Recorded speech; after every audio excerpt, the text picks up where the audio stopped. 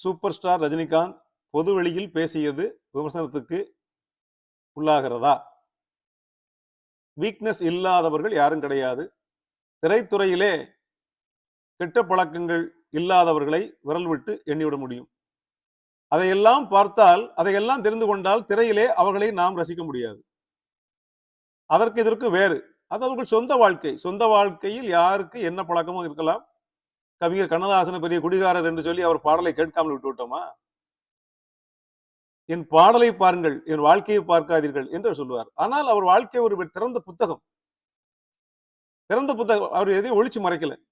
அதே போல super star Rajinikanth அவர்களும் எதையும் ஒளிவு மறைவோடு இருக்க வேண்டும் என்று நினைப்பவர் அல்ல. தன்னுடைய வாழ்க்கையை திறந்த புத்தகமாக இமேஜ் பற்றி கவலைப்படவில்லை அவர். அதுக்காக சொல்றேன்.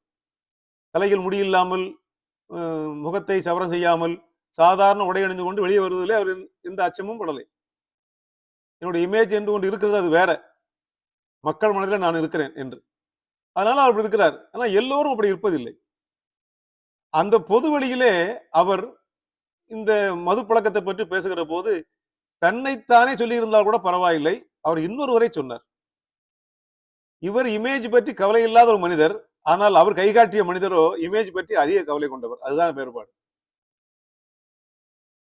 ரஜினிகாந்த் நான் குடிப்பேன், எல்லா வீக்னஸ் எனக்கு உண்டு, இந்த வெளிப்படையாக பேசக்கூடிய மனிதர் தான். ஆனால் அவர் கைகாட்டிய மனிதருக்கு அந்த பழக்கம் இல்லை.